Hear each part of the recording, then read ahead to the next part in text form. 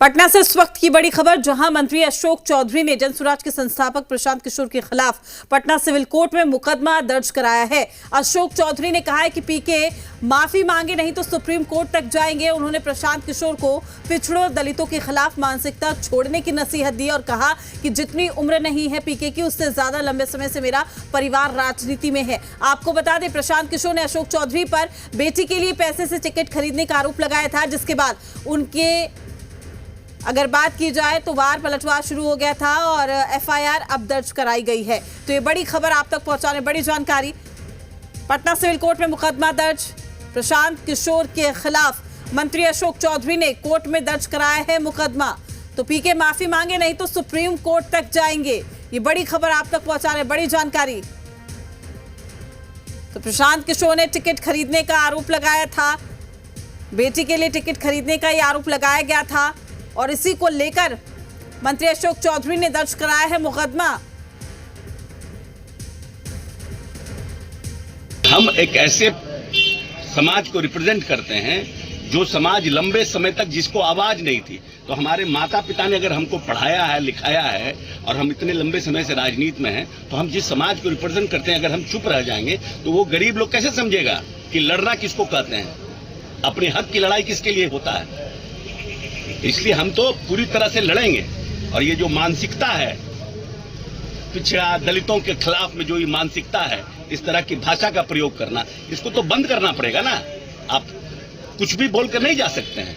तो हम तो उस तरह के बाहुबली है नहीं कि जाकर उनके यहाँ झगड़ा झंझट करें। तो हमको तो जो संविधान में अधिकार प्राप्त है उसका हम प्रयोग कर रहे हैं।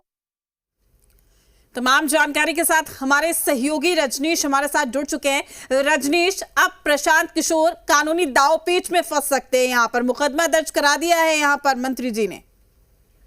देखिए, बिहार सरकार के मंत्री अशोक चौधरी पहले भी एक तरीके से उन्होंने चेतावनी दी थी कि जिस तरीके से उन्होंने बातें रखी हैं, या तो उसको साबित करें या फिर प्रशांत किशोर माफी मांगे। लेकिन इस तरीके से कोई प्रतिक्रिया प्रत्युत्तर उनकी ओर से नहीं आया। तो लिहाजा अब अशोक चौधरी बिहार सरकार के मंत्री ये कह रहे हैं कि यदि अपने हक हकूक की बातों को लेकर वो मुखर नहीं होंगे तो जिस समाज का वो प्रतिनिधित्व करते हैं, दलित समाज का, तो उनके बीच मैसेज ठीक नहीं जाएगा। और जाहिर तौर पे एक लंबे समय से उनका कहना है कि उनका घर परिवार जो है एक नुमाइंदगी करता रहा है और जनप्रतिनिधित्व उनका परिवार लंबे समय से करता रहा है जिस समाज वर्ग का, उसको लेकर उन्हें मुखर होना पड़ेगा। और यही वजह है कि वो कोर्ट में जाकर मामला दर्ज कराए हैं कि कोई भी दलित समाज हो या फिर समाज के वैसे लोग हों, उनके ऊपर लांछन इस तरीके से नहीं लगा सकते हैं। तो लिहाजा इन बातों को लेकर अशोक चौधरी पटना सिविल कोर्ट पहुंचे और वहां पे उन्होंने मामला दर्ज कराया है और ये भी कहा है कि यदि वो प्रशांत किशोर माफी मांगते हैं फिर ठीक है, नहीं तो इस लड़ाई को वो आगे लेकर जाएंगे और संवैधानिक जो अधिकार प्राप्त है उसके तहत वो मुखर होंगे। और ऐसी तो अनर्गल बातें हैं उनके अनुसार बिना सिर पैर का, उस बात को लेकर वो किसी भी हद तक जाएंगे अपने सम्मान को लेकर और अपने समाज में एक आत्मविश्वास पैदा हो इस बात को लेकर। रजनीश, क्या प्रशांत किशोर की ओर से कोई प्रतिक्रिया सामने आई है इस पूरे मामले के संज्ञान में आने के बाद? देखिए, चूंकि ये सुबह का मामला है, आज मॉर्निंग कोर्ट था, तो प्रशांत किशोर की ओर से कोई अभी प्रतिक्रिया नहीं आई है।